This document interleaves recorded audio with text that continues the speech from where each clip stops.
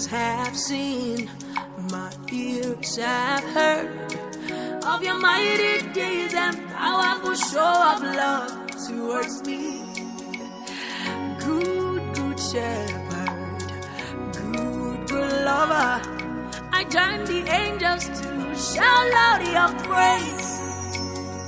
Idima, Idima, Yukwe, Oye Nemema, Imarama, Neziyokwe.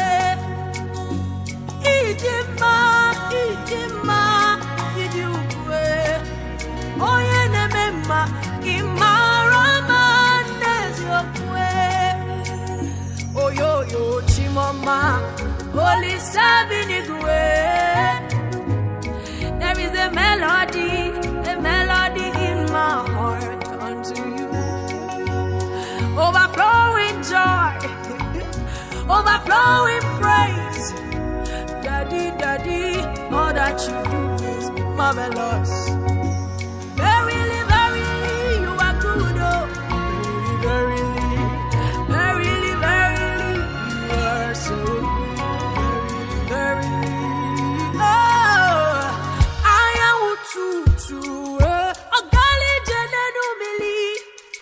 I join the angels to shout out your praise. Idima, Idima, Idima, Idukwe. Oye Nemema, Imarama, Neziyokwe. Idima, Idima, Idukwe. Oye Nemema, Imarama, Neziyokwe. Bwana Yesu Kristo, tunakushukuru, tunasema ni asante kwa neema yako ambayo umeizihirisha tena kwetu kwa siku ya leo. Utukufu na heshima ni zako, Bwana Mungu wetu. Utupae kushinda na zaidi ya kushinda. Jina lako libarikiwe, mfalme wa mbingu na nchi. Asante Bwana kwa muda kama na huu ambao neno lako linataka kutolewa kwa ajili ya taifa lako. Neno lako hili ulipake mafuta na neema ya ufungulivu, neema ya kuleta wokovu, neema ya kuleta ufungulivu kwa ajili ya taifa lako, kwa jina la Yesu Kristo aliyefufuka. Neno lako ndilo kweli, neno lako ni mwanga wa njia zetu. Kwa neno lako vitu vyote vileumbwa, kwa neno lako vitu vyote vilifanyika. Neno lako ni uzima, neno lako linaleta uhai kwa kile ambacho kilikufa. Neno lako linaweza likaimarisha na kutengeneza kile ambacho kiliharibika. Neno lako linaweza kupatia uzima kile ambacho kimekufa. Neno lako hili Bwana, acha likalete mabadiliko makubwa kwenye maisha ya mtu, likajenge moyo ambao umevunjika na kuimarisha yule ambaye amekwisha kukata tamaa. Baba, asante kwa ajili ya neno lako. Roho Mtakatifu ulete uzima tena ndani ya huyu ndugu kupitia neno lako, katika jina la Yesu Kristo naomba hivyo, amen. Na wasalimu wapendwa katika jina tukufu la Bwana wetu Yesu Kristo. Ni mtu wa Mungu Daniel Joshua ambaye anakuhudumia kwa muda kama na huu.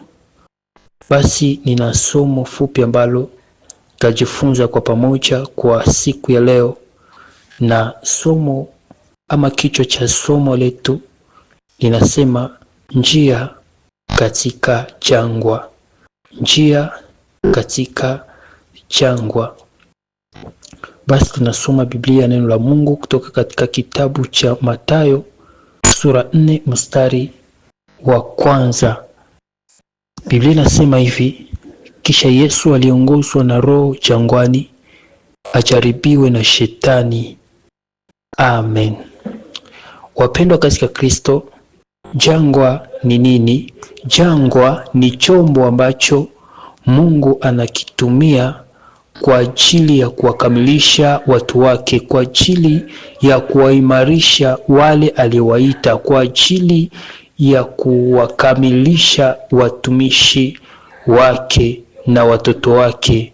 Ndugu pendwa katika Kristo, jangwa haiji kwa ajili ya kukuangamiza. Jangwa haiji kwa ajili ya kukupoteza. Jangwa haiji kwa ajili ya kuleta kuharibika ama kupotea njiani, kwa sababu lengo kuu ya jangwa ni kuimarisha msimamo wako, ni kuimarisha kwa kile unachokiamini, ni kuimarisha imani yako, kuijenga kabisa kwenye msingi ulio imara.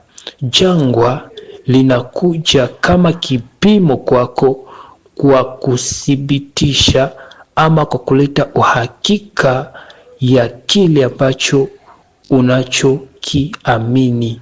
Jangwa kama kipimo. Na mojawapo ya kazi ya Roho Mtakatifu ni kuwaleta wale waumini, ni kuwaleta wale waliomwamini Kristo, ni kuwaleta wale ambao ni wanafunzi wa Kristo, kuwaongoza katika jangwa. Mpendo katika Kristo, kazi kubwa ya Roho Mtakatifu, kumbuka kwamba Roho Mtakatifu ni mwalimu. Kumbuka pia Roho Mtakatifu ni msaidizi, na pia Roho Mtakatifu ni kiongozi. Na Roho Mtakatifu kama kiongozi mzuri, na kama mwalimu mzuri, na kama msaidizi mzuri, huwa anatuchukulia, anakutuweka kwenye nafasi ambapo tutafunzwa zaidi, kwa sababu yeye ni mwalimu. Anatupeleka mahali ambapo tutafunzwa zaidi. Na mojawapo ya vitu ambavyo vinaweza pia vikatufunza na kutuimarisha katika kukomaa kama mtoto wa Mungu, mojawapo ni mazingira. Ndugu mpendwa katika Kristo, usifikiri kwamba mazingira ambayo unaishi ndani ama ambayo umekutaniwa kwa hayo na umeokoka ukiwa ndani ya hiyo mazingira, si mazingira ambayo yanaweza yakakukomaza. Ndio kwa maana huwa Roho Mtakatifu huwa anakuchukua na kukutoa kwenye hiyo mazingira ambayo wokovu ulikuta ndani, alafu akakubeba na kukuongoza kwa mazingira ya jangwa. Na huko jangwani, kumbuka kwamba mazingira ya jangwa huwa ni mazingira magumu na mazito sana. Ndiyo maana unapookoka na unapojazwa Roho Mtakatifu, kuna aina ya nafasi ambapo Roho Mtakatifu anakupeleka. Unaweza kuwa uliishi maisha ya anasa, uliishi maisha ya raha na kufurahi pamoja na uzalimu, uliishi maisha ya kupata pesa na kuwa na kila kitu unachokihitaji na kukipata kabisa kwa wakati. Lakini Roho Mtakatifu anapokufundisha, anapoamua kukusaidia, anapoamua kukuongoza na kukufikisha mahali ambapo Mungu anataka uwepo na kukukomaza katika imani, huwa anaruhusu kukupeleka katika jangwa. Kumbuka kwamba Yesu Kristo, kabla hajaanza kazi yake, kabla hajaanza huduma, alipobatizwa, Biblia inasema alipojazwa Roho Mtakatifu, Roho Mtakatifu hakumpeleka katika huduma, lakini kama mwalimu mkuu, Roho Mtakatifu alimuongoza jangwani.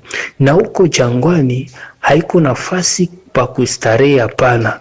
Haiko nafasi pa kujifurahisha, haiko nafasi pa mapumziko, hapana.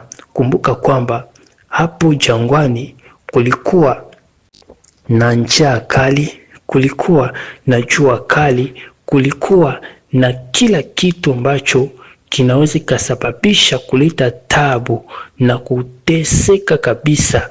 Inawezekana jangwa yako ya leo ambapo Roho Mtakatifu amekuongoza ni kukosa kazi kwa muda mrefu.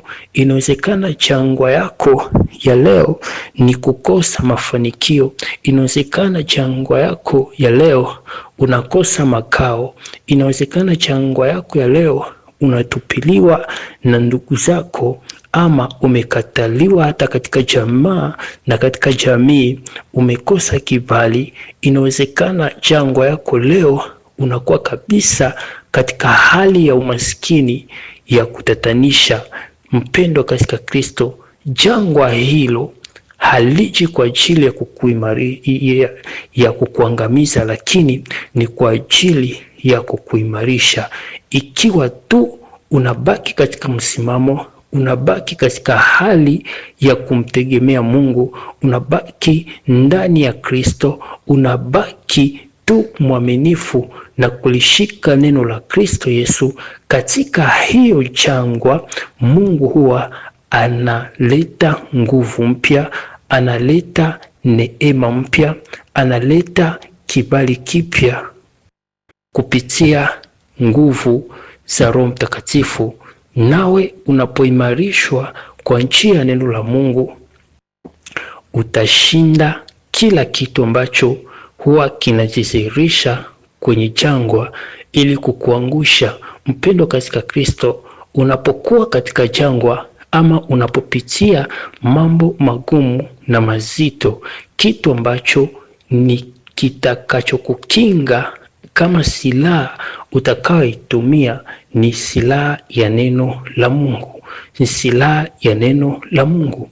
Kuna wakati unaweza kukapitia njaa kama vile Kristo alikutana na hiyo jaribu jangwani na kuambia yule ambaye alimjaribu kwamba mtu hataishi kwa mkate tu, lakini kwa kile ambacho Mungu anakisema, ama neno litokalo katika kinywa cha Mungu. Inaweza ikakufikia dada ama kaka ama kijana ama mtu yeyote yule ambaye unaweza ukakosewa hata na mavazi, unaweza ukakosewa hata na chakula, lakini pakatokea mtu ambaye asiye tairiwa, mtu ambaye hajaokoka, alafu akakupeleka na kukuongoza kwa njia zibaya zisizompendeza Mungu, mradi tu akupe chakula, mradi tu akupe pesa, ni mradi tu akuvike ili upate kumkosea Mungu. Lakini uwe na hilo neno na msimamo hayo kumwambia na kumhakikishia kwamba mtu haishi kwa mavazi tu, lakini kwa kila neno litokalo katika kinywa cha Mungu. Mwambia kwamba mtu haishi kwa mkate tu, lakini kwa kila neno tokalo katika kinywa cha Mungu. Mwambia kwamba mtu haishi kwa pesa tu, lakini kwa kila neno litokalo katika kinywa cha Mungu. Unaposhinda haya yote katika jangwa na katika hali ambayo huwa unakumbana nayo kimaisha, ndugu mpendwa, huwa Roho Mtakatifu anakuongoza kwa level lingine, na level lingine ni level lingine la majaribu. Kumbuka kwamba Yesu aliposhinda hiyo jaribu kwa njaa, kumbuka kwamba shetani alimuinua kwenye mlima mrefu na akamuonesha falme zote, akamuonesha na utawala wote na fahari zake.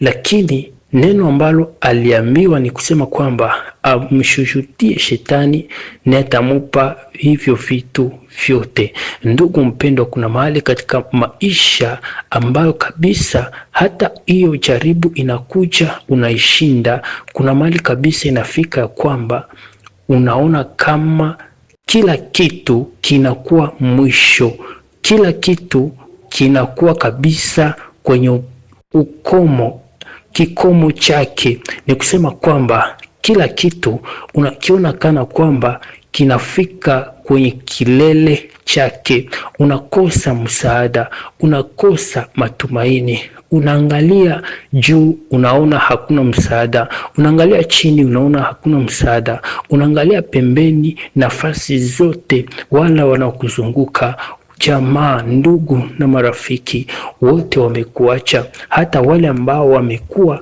na kuonekana kana kwamba ni watu wako wa karibu, huwa wanakuacha.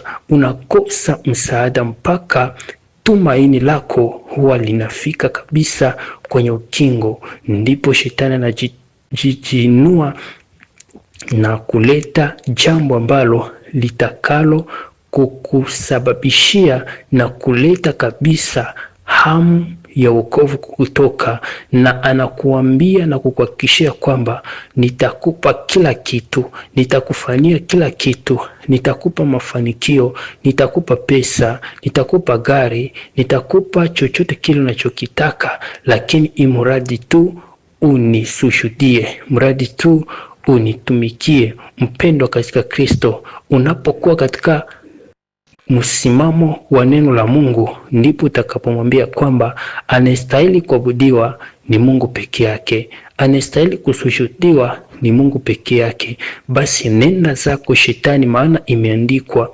utamwabudu Bwana Mungu wako na kumsujudia na kumtumikia yeye peke yake. Ndugu mpendo, unapokuwa na ujasiri hii mkali na msimamo huu mkali ambao Kristo aliyokuwa nao kupitia neno la Mungu, ndio itakachosababisha kuleta ushindi kupitia majaribio na majaribu ambayo unapita ndani. Ndugu mpendwa, bila neno la Mungu utaangamia, bila neno la Mungu utapotea, bila neno la Mungu utaogopa.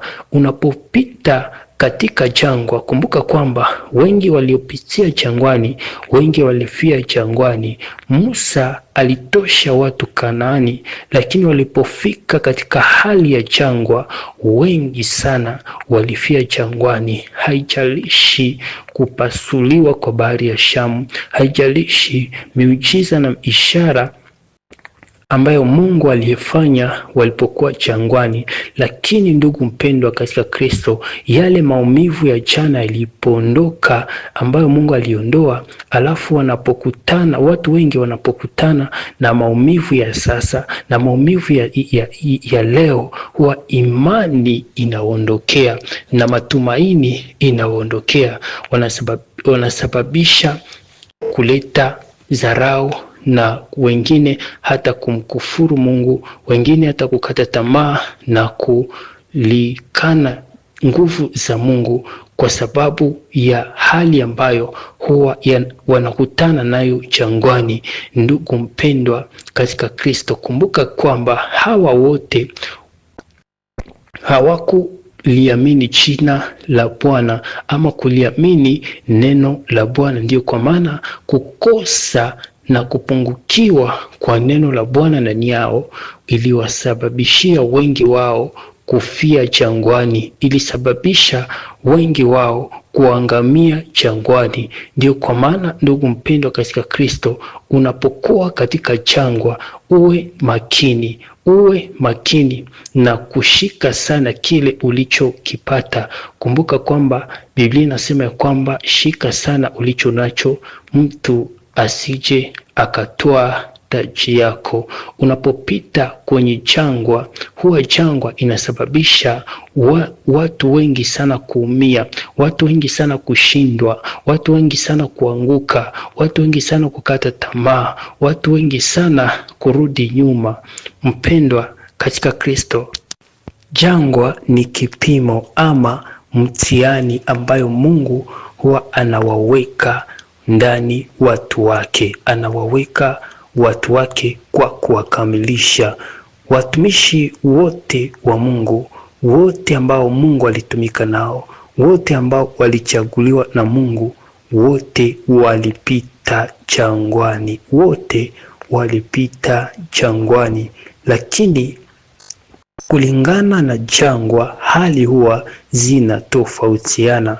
Mpendwa katika Kristo, Yusufu hadi kupelekwa utumwani na kufikia ndoto yake alipita katika mazingira ya kutatanisha. Hiyo ilikuwa mojawapo ya jangwa ambayo Mungu alimpeleka ndani, Mungu alimuongoza ndani, mara kujaribiwa, kukataliwa na ndugu zake, kuuzishwa na ndugu zake, kusingiziwa na mke wa Potifa, kutupwa katika kifungo hadi kuifikia ahadi na kile ambacho Mungu alikiahidi kwa njia ya ndoto alikutanana naye. Mpendo katika Kristo, hiyo ilikuwa jangwa, na Yusufu alionekana kutoka mshindi kwa hiyo jangwa ambayo Mungu alimpitisha ndani. Kumbuka hata Ayubu alipitishwa pia naye kwenye jangwa ya mateso, vitu vyake vyote kuharibiwa, ufugo wake kuibwa, na vingine kabisa viliondoka karibu naye, na alibaki ukiwa kabisa. Hata ndugu zake walimkimbia, hata watoto wake walikufa, walifariki wote, na wale ambao walikuwa watu wake wa karibu walijitenga pamoja naye. Ni jangwa kubwa ambalo Mungu alimpitisha ndani, lakini pamoja na hayo yote, msimamo wake ulibaki katika kutumaini neno la Mungu, ulibaki katika kumtumaini Mungu. Mpendo katika Kristo, kuna baadhi ya watu wengine shida kidogo tu wanapoteza matumaini, wanakata tamaa, wengine wanaanza kumkufuru Mungu, wengine wanaanza kulikana jina la Bwana, wengine wanaanza kusema eti Mungu hayupo. Ndugu mpendo katika Kristo, Mungu anapokupitisha kwenye jangwa, ama Roho Mtakatifu anapokupitisha kwenye jangwa, ina maana kubwa kana kwamba mahali ambapo Mungu aliahidi utafanikiwa, huwa hiyo ndoto ama hiyo ahadi huwa inatimia. Mpendo katika Kristo, unapoona ya kwamba unapitishwa kwenye jangwa, ina maana kwamba ahadi za Mungu huwa zinakaribia, ahadi za Mungu huwa zinakaribia. Kumbuka kwamba hakuna kuinuliwa bila mtihani, hakuna mtihani pasipokuwa na kitu kama kuinuka. Mpendo katika Kristo, hakuna yule aliyetoka kwenye shule ndogo na kufika kwenye shule kubwa pasipokuwa na mtihani. Ndio kwa maana mtihani unapokaribia unakuwa kabisa na furaha, kwa sababu kuinuliwa kwako kunakuja. Ndio kwa maana unapopitia katika hali ngumu, katika jangwa, katika mambo ya kutatanisha,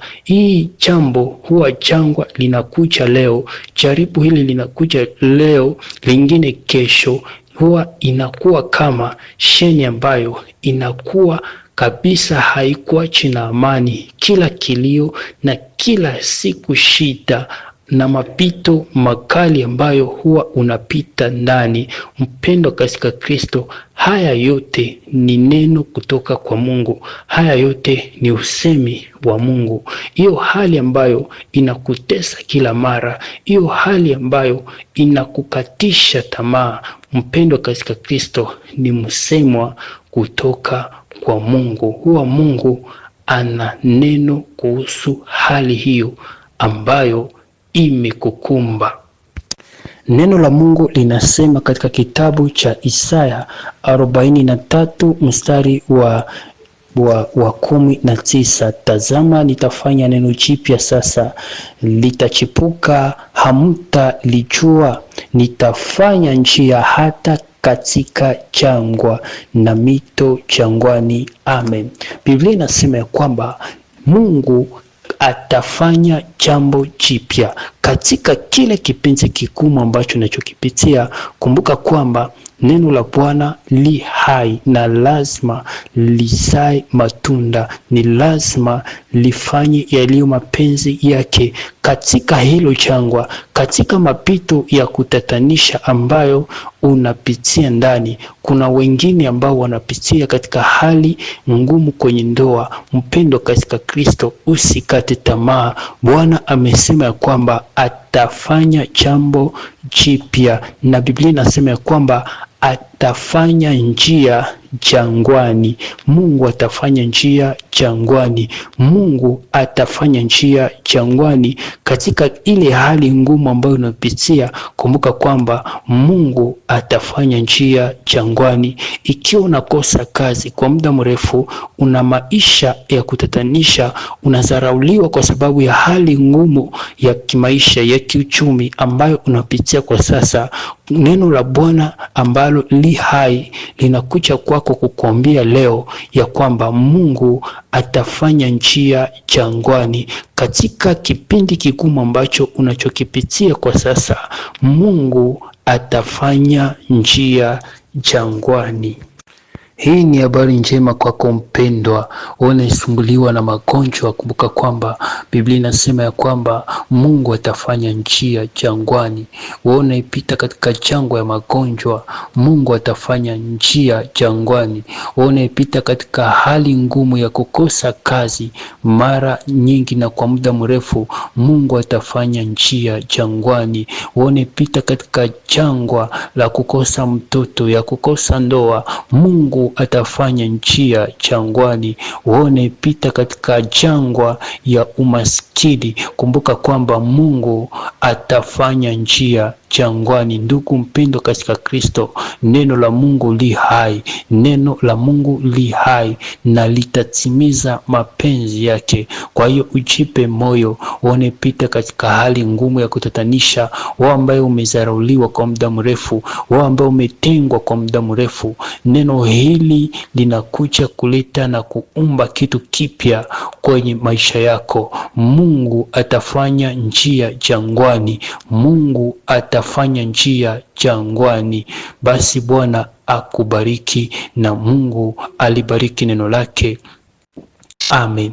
Basi acha tuombe. Mungu Baba, katika jina tukufu la Bwana wetu Yesu Kristo, ninakushukuru kwa ajili ya neno lako, ninakushukuru kwa ajili ya neema yako, ninakushukuru kwa ajili ya uwepo wako Roho Mtakatifu. Baba, ninaomba uwasaidie watu wako. Tazama huyu baba ambaye amepita katika jangwa, amepita katika hali ngumu na nzito ambalo ni la kutatanisha. Bwana Mungu Mtakatifu, katika kipindi kigumu hiki anachokipitia ndani kwa ukosefu wa kazi, Bwana, inatuma ya kwamba wengi wamemtenga, wengi wamemdharau, wengi wanamuona kama hafai. Mungu, unaleta heshima. Rudisha heshima ya huyu baba, rudisha heshima ya huyu mama, rudisha heshima ya huyu kaka, rudisha heshima ya huyu ndugu ambaye amekataliwa na kutengwa kwa sababu ya hali ngumu ambayo amekutana nayo, kwa sababu ya jangwa ambayo amepita ndani. Ninamwombea neema yako na nguvu zako Bwana zionekane na kuzirika na kuleta mabadiliko katika maisha yake, katika jina la Yesu Kristo aliyefufuka. Baba, ninawabariki watu wako, wape tena neema Bwana. Baba, imeandikwa ya kwamba utafanya njia jangwani, utafanya jambo jipya. Fanya jambo jipya kwa ajili ya taifa lako, fanya jambo jipya jangwani Bwana, katika mapito makubwa na mazito ambayo watu wako wanayapitia. Baba, fanya jambo jipya, leta njia jangwani Baba, katika kazi ya huyu baba Bwana. Giza imetawala, giza imetawala hata kwenye biashara ya huyu mama. Baba, fanya njia Bwana Mungu Mtakatifu, Mungu wa Israeli, fanya njia kwenye maisha ya huyu ndugu na kuleta mafanikio na kuleta faraja kwenye maisha ya huyu ndugu, katika jina kuu la Yesu Kristo aliyefufuka, katika jina kuu la Yesu Kristo aliye hai. Nasimama kinyume na kazi zote za shetani na mipango yote uharibifu wa giza kwa jina la Yesu Kristo. Kila jitu ambayo imesimama kwenye maisha ya huyu ndugu na kuleta giza kwenye maisha ya huyu ndugu na kuleta giza, katika jina kuu la Yesu Kristo aliyefufuka, kwa damu ya mwana kondoo, ewe jitu unaikaa kwenye maisha ya huyu baba, unaikalia maisha ya huyu mama na kusababisha kuleta uharibifu kwa biashara na anayoifanya, kwa kazi anayoifanya, kwa damu ya Yesu Kristo aliyefufuka, vifungo vyote vya giza kwenye maisha huyu ndugu, katika jina la Yesu Kristo, katika jina la Yesu Kristo, katika jina la Yesu Kristo. Ewe roho inayesababisha machozi ya mara kwa mara kwa huyu kaka, kwa huyu dada, kwa huyu baba, kwa huyu mama, ninakuondoa kwa jina la Yesu. Roho inayeleta mipaka kimafanikio, mipaka kimaisha, mipaka kifedha, mipaka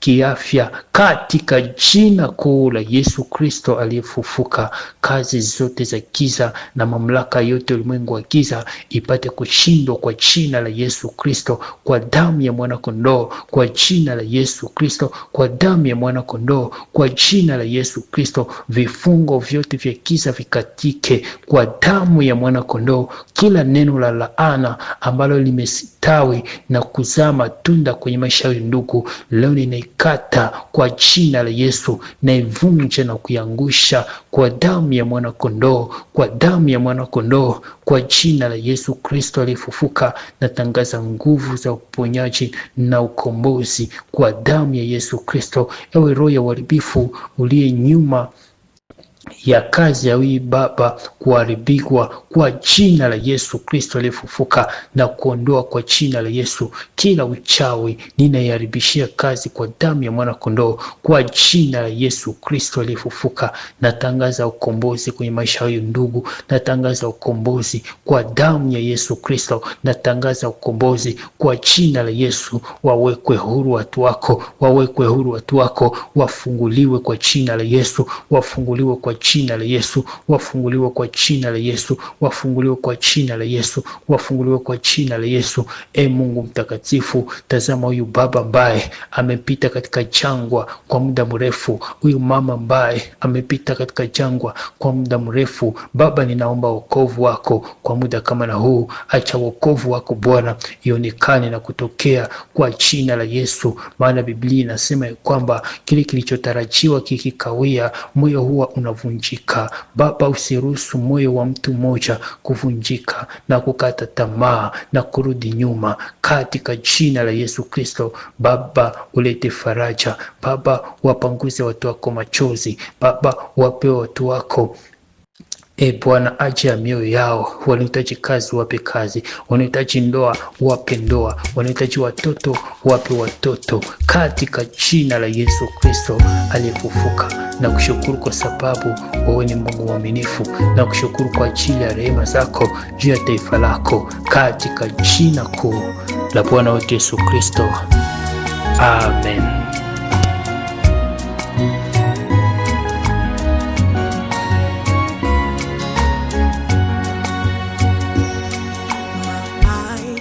Seen, my ears have heard of your mighty deeds and powerful show of love towards me. Good, good shepherd, good, good lover, I join the angels to shout out your praise. Idima, Idima, you oye nemema imarama.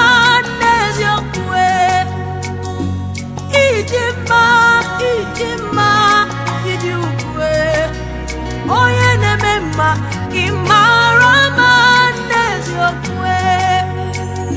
Oyoyo chimoma, holy sabinigwe. There is a melody in my heart unto you. Overflowing joy, overflowing praise. Daddy, Daddy, all that you do is marvelous. Verily, verily, you are good, oh. Verily, verily, verily, verily, you are so good. Verily, verily, oh. I am Ututu, Ogali Jenenumili.